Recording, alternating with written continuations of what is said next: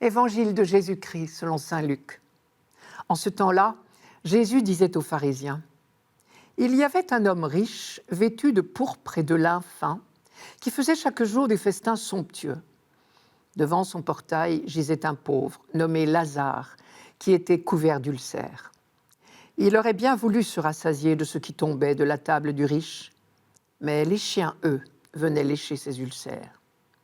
Or, le pauvre mourut, et les anges l'emportèrent auprès d'Abraham. Le riche mourut aussi, et on l'enterra. Au séjour des morts, il était en proie à la torture.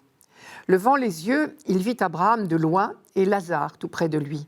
Alors il cria : « Père Abraham, prends pitié de moi et envoie Lazare tremper le bout de son doigt dans l'eau pour me rafraîchir la langue, car je souffre terriblement dans cette fournaise. » « Mon enfant, répondit Abraham, rappelle-toi, tu as reçu le bonheur pendant ta vie et Lazare le malheur pendant la sienne.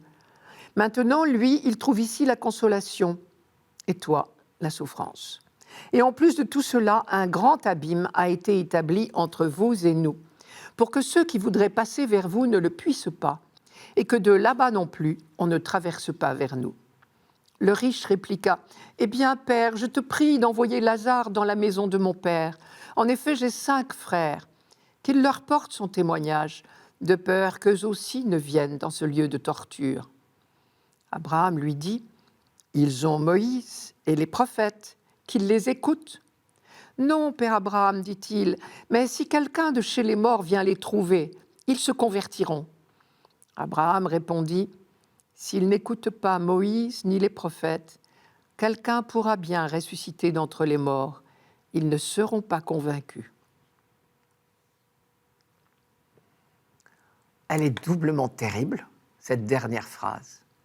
Quelqu'un pourra bien ressusciter d'entre les morts, ils ne seront pas convaincus.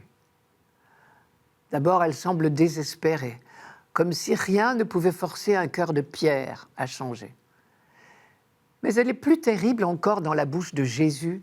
On peut se demander s'il pense à lui-même en disant cela. Quelqu'un pourra bien ressusciter d'entre les morts. Et quand Luc écrit son évangile, il ne sait que trop bien que la résurrection du Christ n'a pas converti tout le monde, loin de là. Elle en a même endurci plus d'un. Le mendiant s'appelle Lazare, ce qui veut dire « Dieu aide ». Et cela, c'est déjà tout un programme. Dieu l'aide, non parce qu'il est vertueux, on n'en sait rien, mais parce qu'il est pauvre, tout simplement.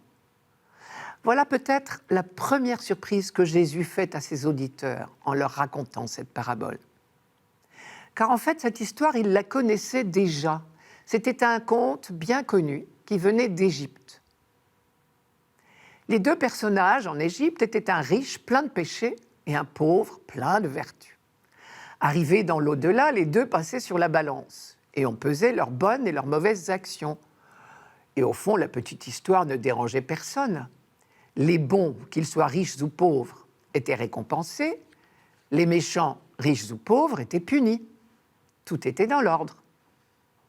Les rabbins, eux aussi, avant Jésus, racontaient une histoire du même genre. Elle aussi, bien évidemment, empruntée à l'Égypte. Le riche était un fils de publicain, pécheur. Le pauvre, un homme très dévot. Eux aussi passaient sur une balance qui pesait soigneusement les mérites des uns et des autres. Et très logiquement, le dévot était reconnu plus méritant que le fils du publicain. Mais Jésus bouscule un peu cette logique. Il ne calcule pas les mérites et les bonnes actions.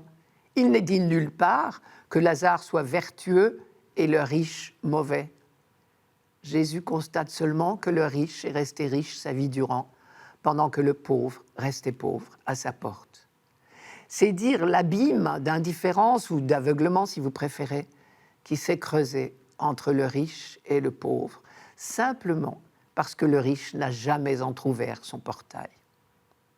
Autre détail qui a son importance dans le récit de Jésus, le riche était habillé de pourpre et de lin, ce qui est une allusion évidente aux vêtements des prêtres. La couleur pourpre, qui était primitivement la couleur des vêtements royaux, était devenue la couleur des grands prêtres, parce qu'ils servent le roi du monde. Quant au lin, c'était le tissu de la tunique du grand prêtre. Et là, dans la bouche de Jésus, il y a certainement une petite pointe à l'égard de ses auditeurs, très pieux, mais peut-être indifférents à la misère des autres.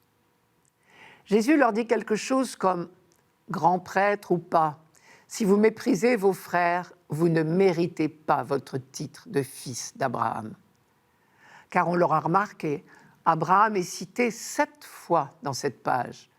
C'est donc certainement une clé du texte. Au fond, la question de Jésus, c'est « Qui est vraiment fils d'Abraham ?» Et sa réponse « Si vous n'écoutez pas la loi et les prophètes, si vous êtes indifférents à la souffrance de vos frères, vous n'êtes pas les fils d'Abraham. » Jésus va encore plus loin. Le pauvre aurait bien voulu manger les miettes du riche, et c'était plutôt les chiens qui venaient lécher ses plaies. Or, les chiens étaient des animaux impurs.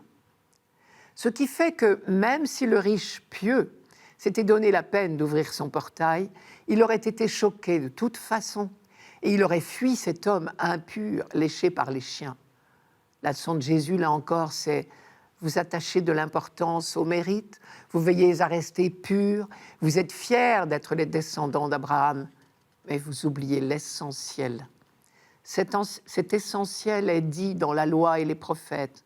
Pas besoin de signes extraordinaires pour nous convertir. Nous avons la loi, les prophètes, les évangiles.